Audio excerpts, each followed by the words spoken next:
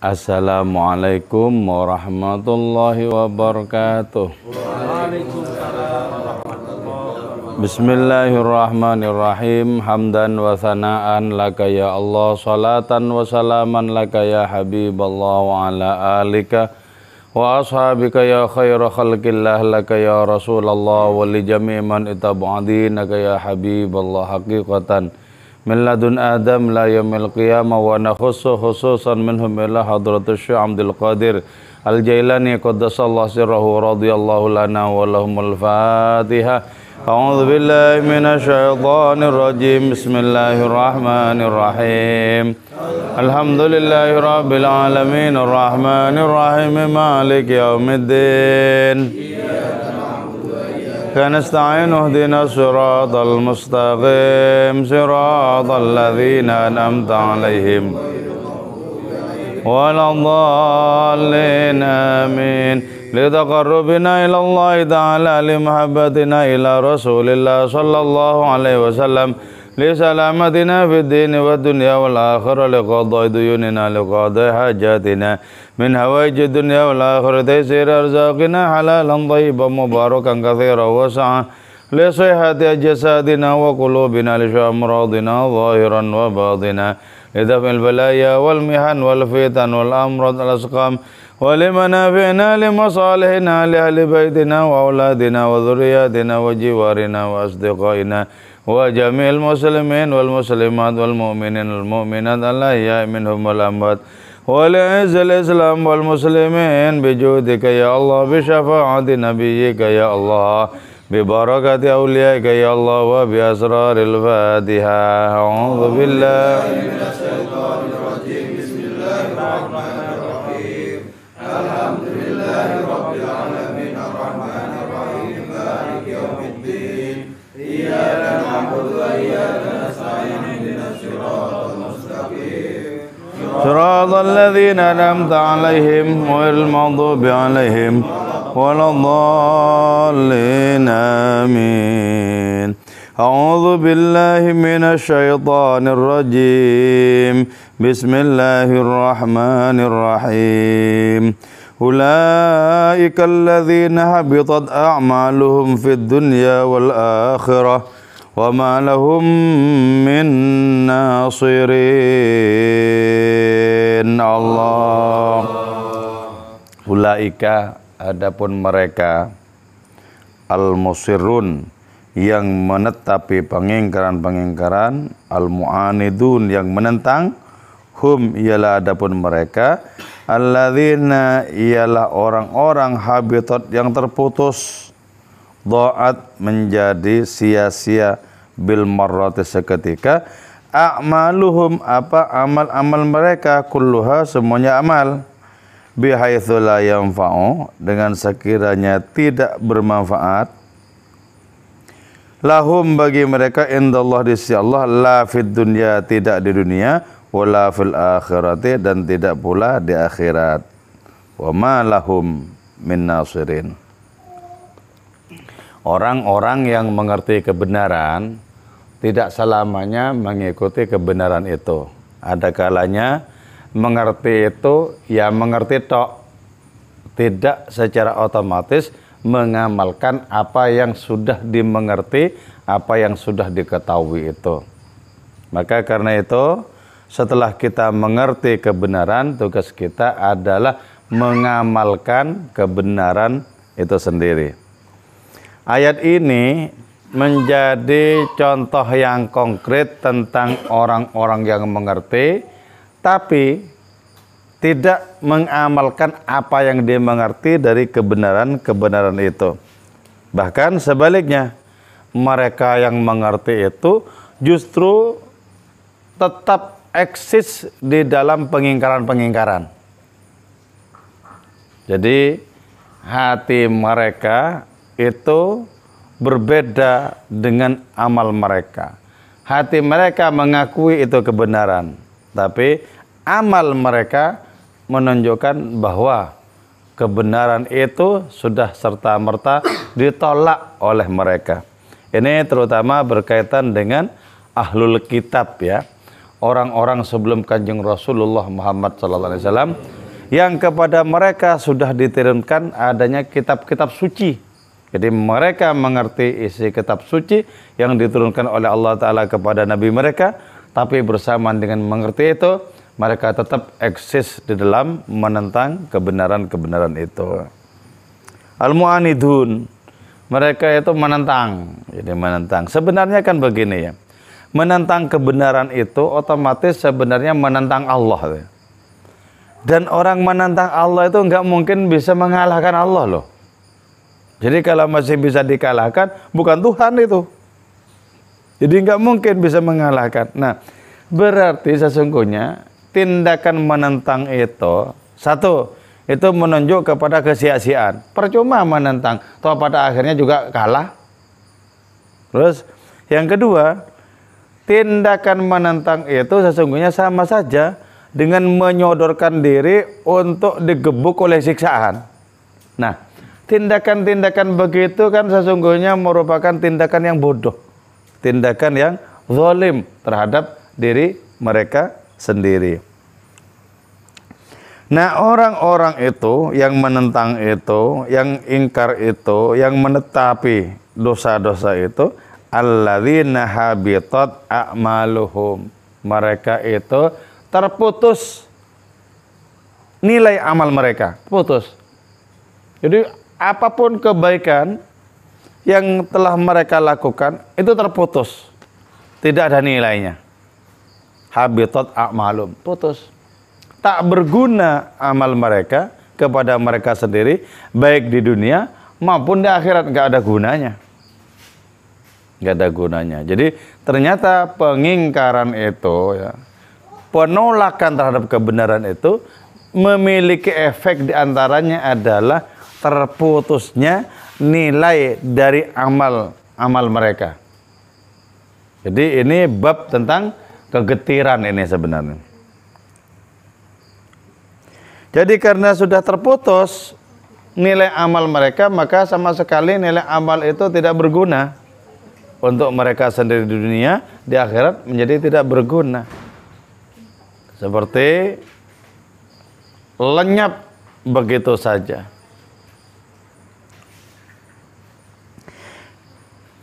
Wa ma lahum min nasirin, wa ma lahum, dan tidak ada lahum bagi mereka inda rabbihim, di sisi Tuhan mereka, man, adapun orang, yashfa'u, yang bisa menolong, man lahum, bagi mereka.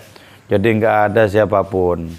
Kalau orang itu ditolak oleh Allah, maka tidak ada siapapun yang bisa menolongnya, yang bisa menyelamatkan.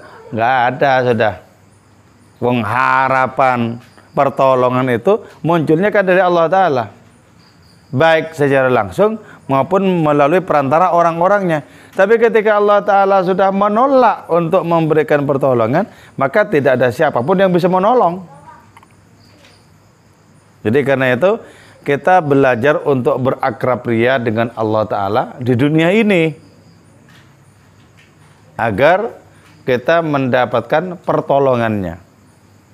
Lebih konkret lagi, di dunia ini kita mesti menolong Allah.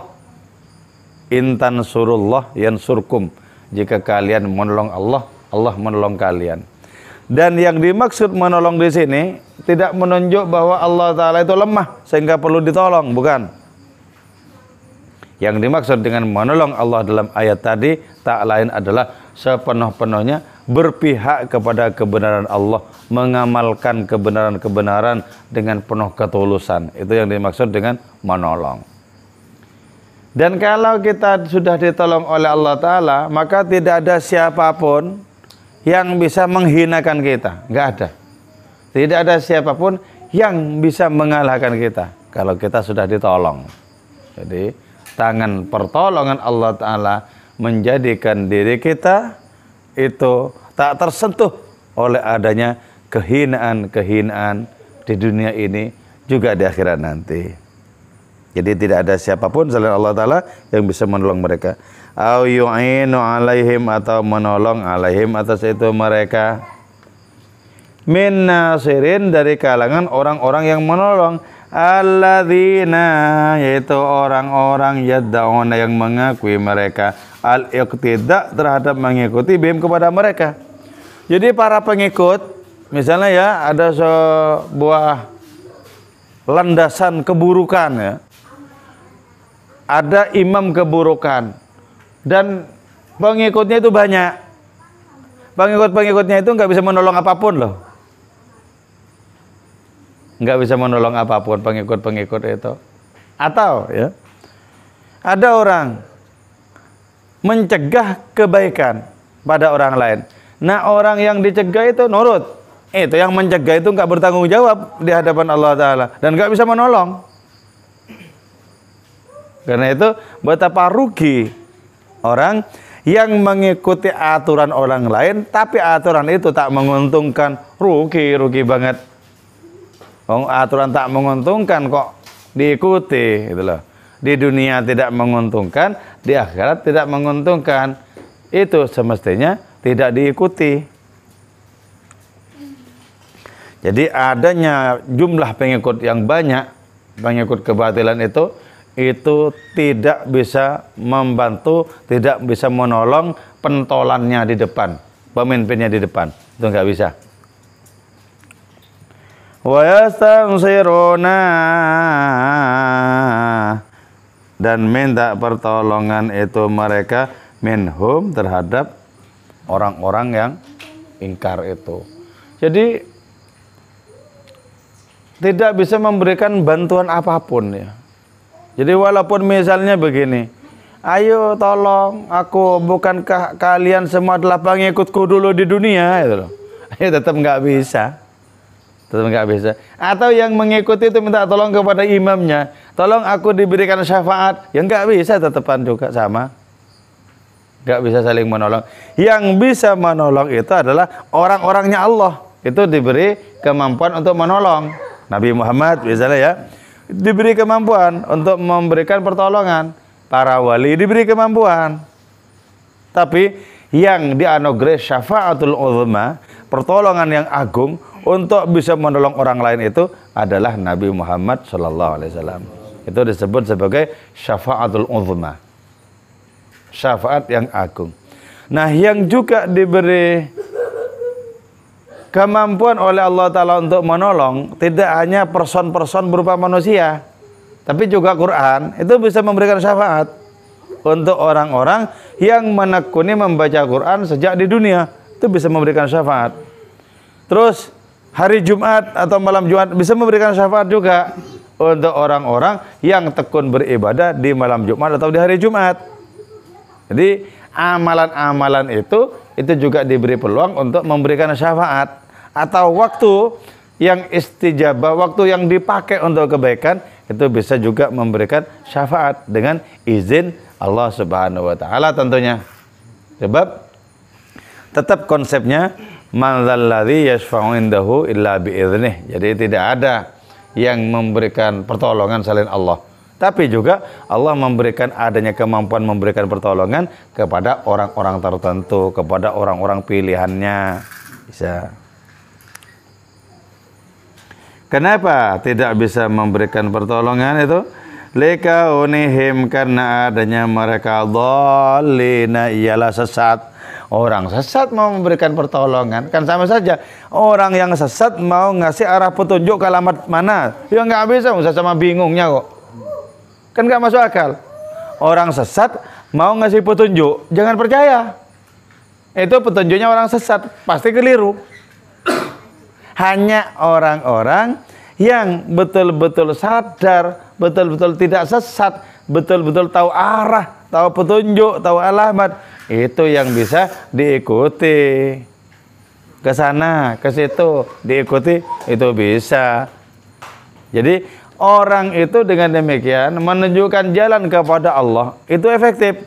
Kalau orang itu sudah betul-betul mengetahui dan merasakan adanya alamat Allah, baru bisa. Artinya orang itu memang sudah praktek, tahu artinya wusul, artinya sampai kepada Allah, itu sudah tahu dan mengalami, itu baru petunjuknya itu bisa diikuti itu. Bahkan orang itu sendiri adalah petunjuk yang semestinya kita ikuti. Lah kalau sesama bingungnya, itu berarti orang yang mengikuti petunjuk orang bingung itu lebih bodoh lagi ketimbang yang menunjukkan. Orang bingung kok diikuti kan gitu. Jadi karena itu agama itu sebenarnya membawa kita kepada kecerdasan. Kecerdasan. Jadi orang yang memilih Allah ketimbang siapapun yang lain cerdas. Orang yang mengutamakan Allah, lebih fokus kepada hadirnya ketimbang kepada pun yang cerdas. Sementara orang yang hatinya berisi berbagai macam kesenangan yang lain, itu sesungguhnya tidak cerdas. Kenapa dalam hidup ini kok memilih bukan kebahagiaan, kok memilih nestapa dan kerugian? Itu kan menjadi tidak cerdas. Terus munhamikin, mereka itu tenggelam fil ghaflati, di dalam lalai kepada Allah. Jadi ya, orang yang seringkali dikondisikan oleh lalai kepada Allah itu buruk loh ya. Jadi pikirannya itu, ingatannya itu kepada yang lain-lain aja. Allah hanya sesekali, bahkan minim. Itu orang yang tercela itu begitu. Wong mestinya itu udzkurullah dzikran katsira, kok mestinya berzikirlah kepada Allah dengan zikir yang banyak. Ini malah yang banyak itu zikir kepada yang lain-lain, kepada berbagai macam kesenangan, berbagai macam jadwal dunia dan lain semacamnya. Allah menjadi nomor sekian. Ini orang yang tidak beruntung sebenarnya. Munhamikin fil ghaflah, tenggelam di dalam kelalaian. La hadza, tidak ada jatah lahum bagi mereka minal hidayah, dari adanya petunjuk aslan sama sekali. Jadi orang-orang yang seperti itu tidak memiliki jatah petunjuk. Karena tidak memiliki jatah petunjuk, maka petunjuknya pasti ngawur. Tapi kalau orang dapat jatah petunjuk dari Allah Subhanahu wa taala, maka petunjuknya pasti kebaikan. Pasti kebaikan. Oke. Alam tara ilal ladzina utu nasiban minal kitab yud'auna ila kitabillah liyahkuma bainahum thumma yatawalla fariqum minhum wa hum mu'ridun. Allah. Alam tara, tidakkah engkau melihat ayyuhar ra'i, wahai orang yang melihat, ilal ladzina, kepada orang-orang, ay artinya ila israril yahudi, terhadap menetapinya orang Yahudi terhadap pengingkaran, wa inadihim, dan penentangan mereka, makaunihim, beserta adanya mereka, utu ialah diberi mereka nasiban, kepada bagian keamilan yang sempurna, minal kitabi, dari alkitab, ay artinya at-taurat, fi za'mihim, di dalam prasangka mereka, hina yud'aunah, ketika diajak mereka, fil waqa'i, dalam kenyataan-kenyataan, ila ruju'i kitabillah, untuk kembali kepada kitabnya Allah Subhanahu wa taala. Alladzi yad'una, yang mengaku-ngaku mereka iman, kepada iman, wal amal, dan amal, bimuqtadah, dengan ketentuan itu alkitab, liyahkuma, agar memberikan ketentuan itu alkitab, bainahum, di antara mereka, bimuqtadah, sesuai dengan ketentuan sesuatu, amar, yang telah memerintahkan Allah, siapa Allah, fi kitab, dalam kitabnya Allah taala, kaifa, bagaimana, yatakasaluna, bermalas-malasan mereka, wa yatahawanuna, dan meremehkan itu mereka. Oke ya. Tidakkah kita ini melihat terhadap orang-orang yang sudah mendapatkan jatah Alkitab? Kalau di kalangan kita ya, telah mendapatkan jatah Al-Quran. Jadi bagaimana ketika mereka itu diajak untuk beramal sesuai dengan isi Alkitab itu, ya takasalun, mereka bermalas-malasan. Nah itu ya. Ngerti Al-Quran itu firman Allah, ngerti Quran itu merupakan pedoman, tapi ketika diajak untuk mengamalkan isi Quran, malas-malasan, seolah-olah dirinya menjadi lebih penting ketimbang Quran, Seolah-olah dirinya itu memiliki sumber kebahagiaan yang lain selain petunjuk-petunjuk Quran. Padahal manusia itu ya tidak memiliki sumber kebahagiaan selain petunjuk-petunjuk Allah Ta'ala dalam Quran dan petunjuk-petunjuk Nabi-Nya, itu nggak ada sebenarnya. Tapi ini bermalas-malasan. Nah, tindakan seperti itu kan juga sama tidak masuk akal ya. Orang diajak untuk berbahagia, malas itu loh. Masa iya sih malas kan gitu? Diajak bahagia, malas. Diajak selamat, malas. Diajak beruntung, malas. Dan diajak memiliki derajat yang terpuji, malas. Ini kan nggak masuk akal ini. Sementara ketika kebalikannya terjadi, diajak untuk penghancuran diri. Misalnya dengan tekun terhadap dosa-dosa. Lah, guyup, oke. Ini kan nggak masuk akal ini. Tapi yang tidak masuk akal itu sudah sering kali terjadi di kalangan kehidupan umat manusia. Jadi diajak untuk berakrabria dengan Allah Ta'ala sebagaimana isi Alkitab, malas-malasan, bahkan wayatahawanun, mereka itu malah menyepelekan itu menyepelekan. Padahal apa yang disepelekan itu sesungguhnya merupakan sumber keberuntungan. Jadilah kemudian manusia penentang-penentang itu tertutup akal pikirannya sehingga tidak bisa mencerna apa yang menguntungkan diri mereka dan tidak bisa mencerna apa yang akan menghancurkan dan merugikan mereka, tidak bisa mencerna.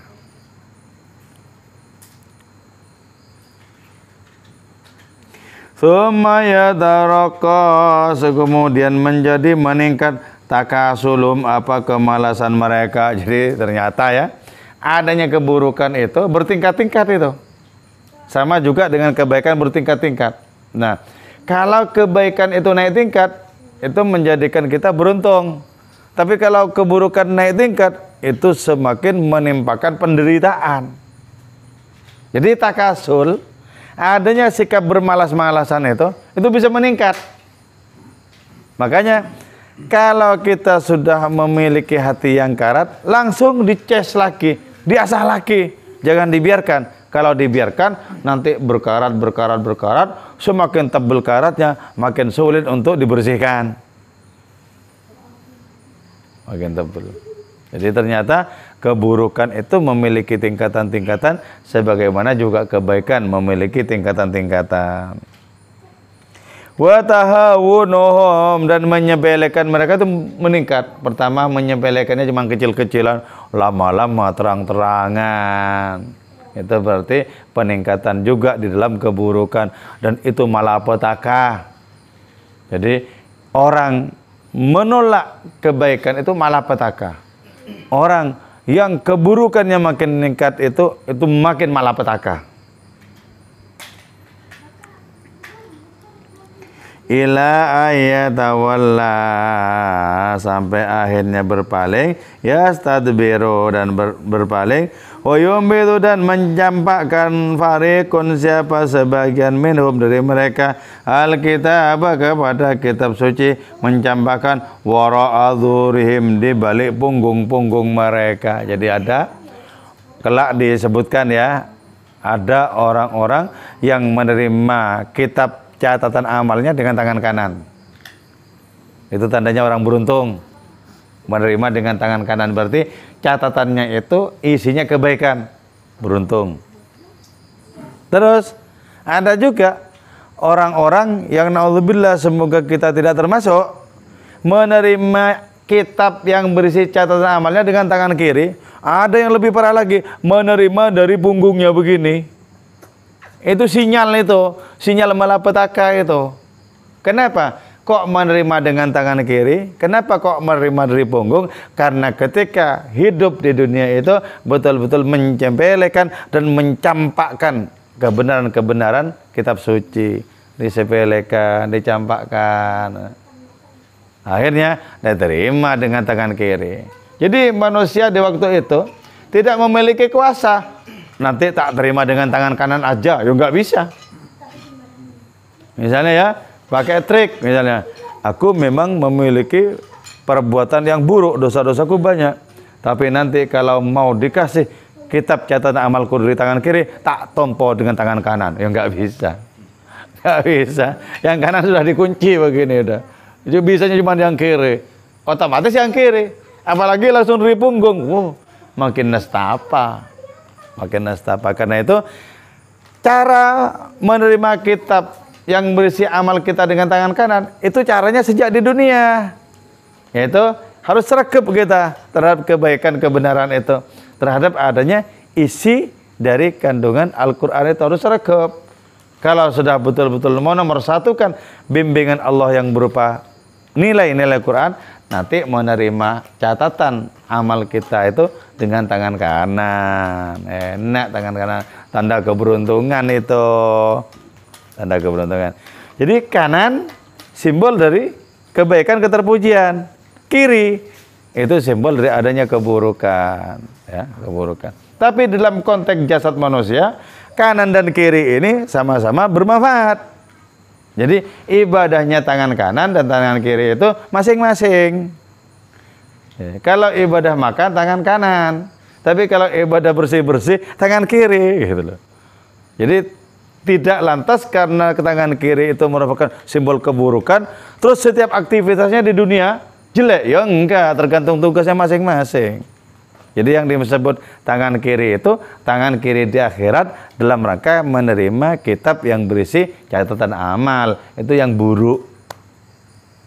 Itu yang buruk.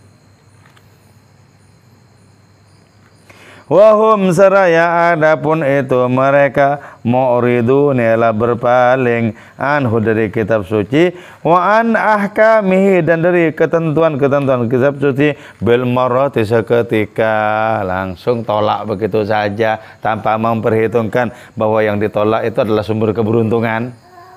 Tolak main tolak saja. Makanya kalau ada tawaran itu diperiksa dulu. Ntar dulu.